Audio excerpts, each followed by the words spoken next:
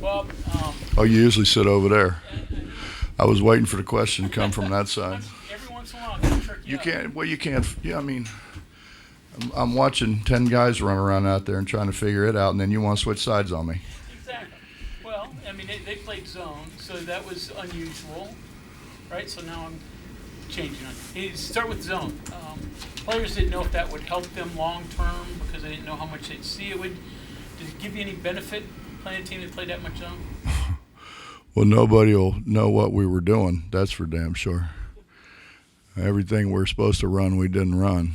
So I guess they knew that right in the back of their heads, and they said, "Why run the stuff that we're going to run whenever we play somebody else?" But I tell you, Eddie DeChellis does a fantastic job with those guys, and they play hard. They really, really play hard. I thought it was good for our guys to play against somebody that plays that hard. You know, they really do compete. Yeah. Man, it was a great day to have Navy in here. I don't think Trent scheduled it on purpose, but on a day like this when so many West Virginians lost their lives in Pearl Harbor, I think it's great to get Navy in here to where we can give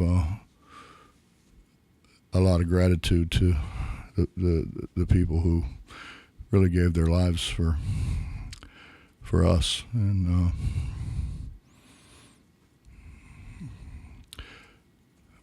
I wish we could have brought them all in. I think that would have been terrific, but it's kind of impossible.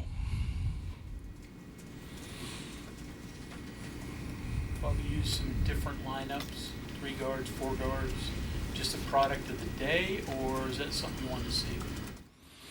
Just trying to get some guys some playing time. You know, we got guys there that deserve playing, and like Kobe deserves more playing time, and Seth deserves more playing time. You know, JoJo's getting so much better. I mean, that guy for a freshman gets a lot done. For anybody, he gets a lot done. Just trying to get guys playing time. You know, James needs playing time. Mo needs playing time. And it's hard to get them playing time when they don't do what they're supposed to do, because then everybody else gets out of whack. But we've got to keep playing those guys as long as we can. Well, you had a tough time in the second half against Xavier, and you came out in the second half today, and it looked like it was going to be more of the same. They cut that lead down to 5 points and were on the free throw line. Got any, I don't want to say explanation for it, but what does happen? You know, Bob, I really don't know. I can only guess. I think sometimes, I think part of it is we haven't played a whole lot together yet. I think that's part of it. We got guys from all over the place, and so you got guys who have been taught different things than what we're trying to teach them, and you know how that goes. I mean, they do it for a while as long as you're standing on top of them, and then when you get away from them, they go back to whatever it is that they're more comfortable with, and I think that's without a question that's part of it, and then play together. You know, you think about. I mean, Eric came from South Carolina. Joe comes from Iowa, and I mean, you've been around it way long enough to know that everybody plays different, and so it only makes sense that, you know, at times they kind of get back to playing the way they played before, which doesn't necessarily fit into the way we're playing now. That's the best I got, Bob. Defensively, still playing in spurts there. How do you develop more consistency on that end? Stay in front of your man. I don't know. You know, we've got to, and Ronnie and Larry been on me about we got to work more on ball screens. We've got to work more on ball screens. And I'm like, what difference does it make if they're going to let people pivot into us? What difference does it make if you're allowed to have your feet outside your shoulders? What difference is it going to make? Because that's not the rule. The rule is your feet have to be under your shoulders. Have you ever seen a screen where their feet were under their shoulders? I haven't.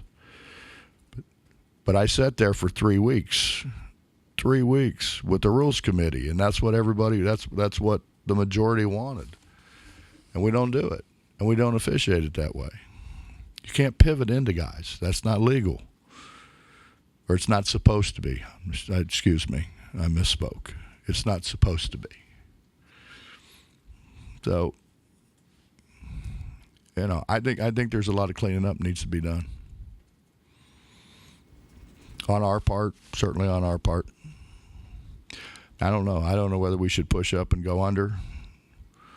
You know, because I don't know if we push up and go, you know, to go under, they're just not going to push our guy into our guy going under.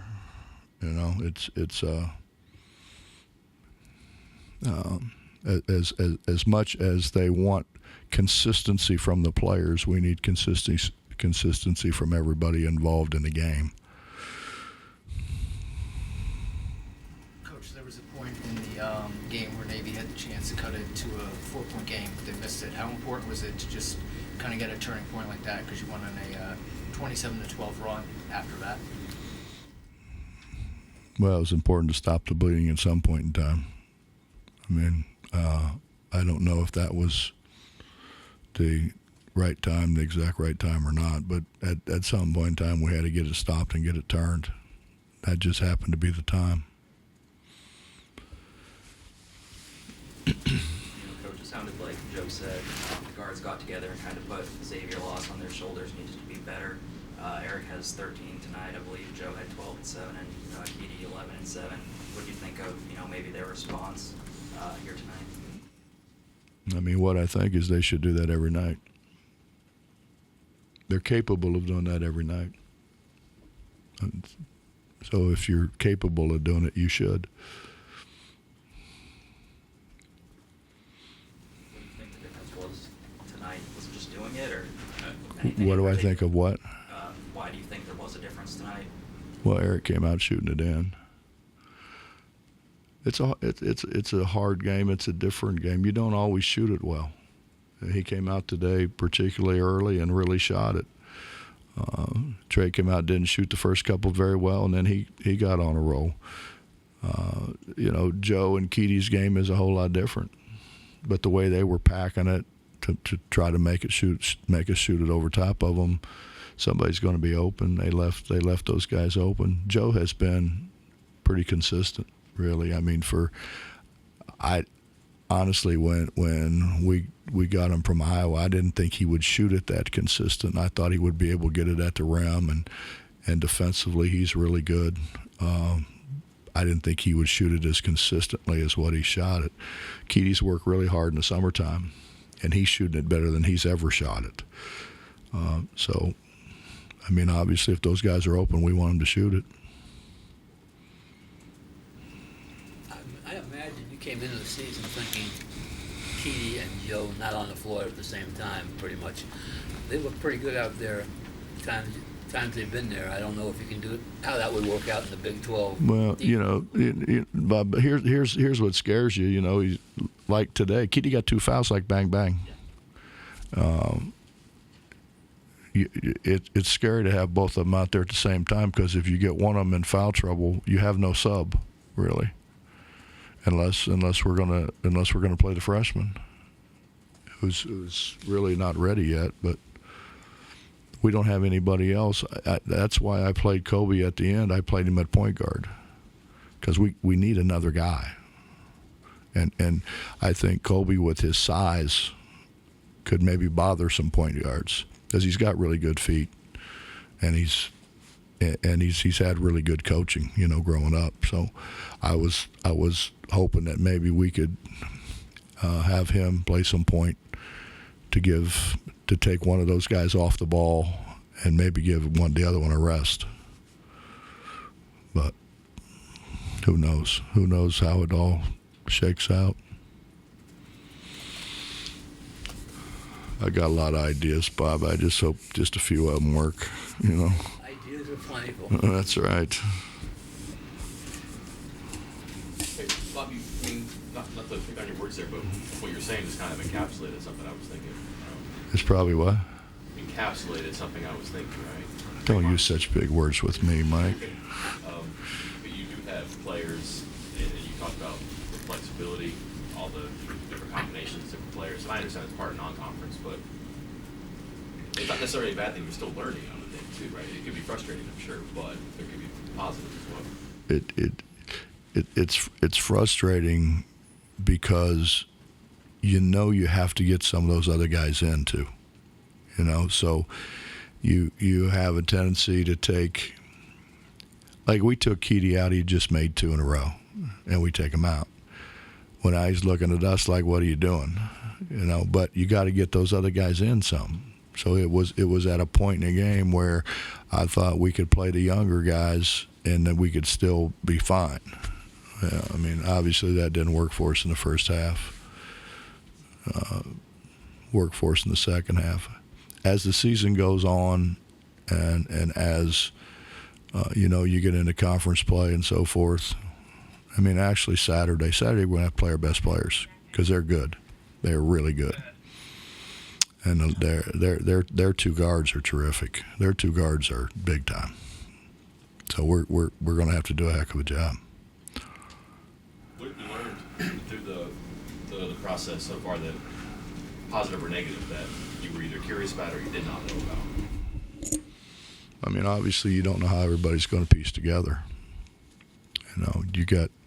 You got guys coming from all different programs, which means all different styles of play. You wonder how all of that fits together.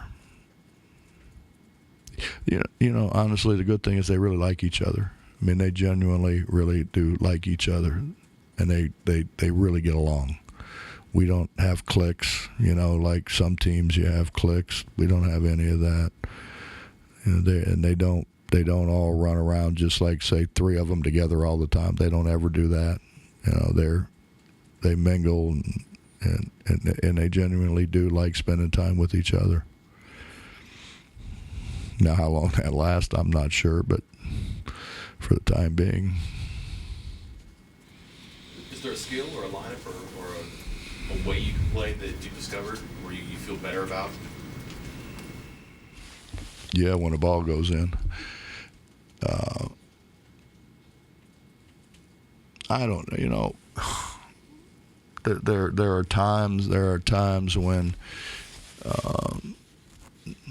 basically we're told Jimmy wouldn't be able to score, and we spent a lot of time with him, and justifiably so, to a guy who did what he did to be able to play.